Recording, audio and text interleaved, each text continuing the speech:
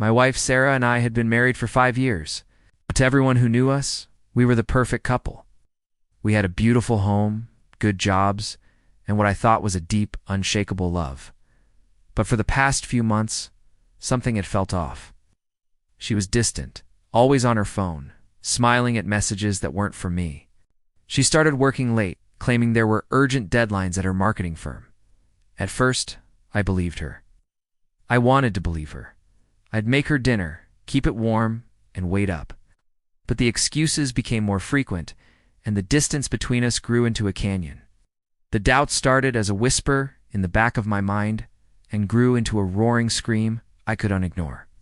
Friends told me I was being paranoid, that every long-term relationship has its ups and downs. I tried to push the thoughts away, telling myself that trust was the foundation of our marriage.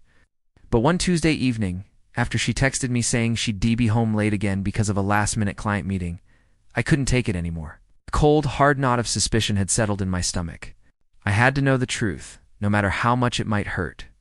So I did something I never thought I would do. I got in my car and drove to her office building. I parked across the street, my heart pounding against my ribs. I felt like a stalker, a bad guy in a movie. Part of me hoped I was wrong, that she'd walk out of her office, get in her car, and drive straight home. I'd feel like a fool, but our marriage would be safe. Just after 7 p.m., her car pulled out of the parking garage. But she didn't turn towards our house. Instead, she headed in the opposite direction, towards downtown. I followed her, keeping a safe distance, my hands slick with sweat on the steering wheel. Every turn she made twisted the knife in my gut a little deeper. She wasn't going to a client meeting. She pulled up to a trendy, upscale restaurant, the kind of place we used to go for our anniversaries. I parked down the block and watched, my breath caught in my throat. She got out of her car, looking more beautiful than I'd seen her look in months. She was wearing a new dress I'd never seen before. She wasn't dressed for a late night at the office. She was dressed for a date. And then I saw him. A man stepped out from the restaurant entrance. He was tall, well-dressed, and he greeted her with a smile that wasn't for a colleague. He wrapped his arm around her waist, and she leaned into him, laughing. They looked natural together, comfortable. And then he leaned in and kissed her. It wasn't a quick peck. It was a long, passionate kiss, right there on the sidewalk for anyone to see. In that single moment, the world as I knew it shattered into a million pieces. The floor dropped out from under me. It was like watching a movie of someone else's life, except the woman playing the lead role was my wife, and the man she was kissing wasn't me. I couldn't breathe. All the air had been sucked out of my lungs.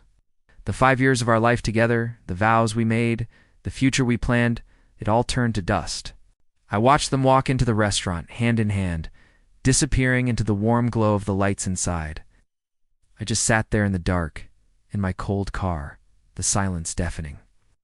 There was no going back from this. There was no explanation that could fix it.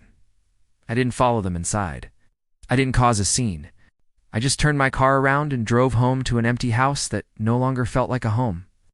That night, I didn't just lose my wife. I lost the man I used to be, the one who blindly believed in happily ever after. Our marriage didn't just crack, it was utterly destroyed in an instant. If you or someone you know is going through a tough time, please remember that support is available. Reaching out to a mental health professional or a support group can make a world of difference. Your well-being matters. Thanks for listening.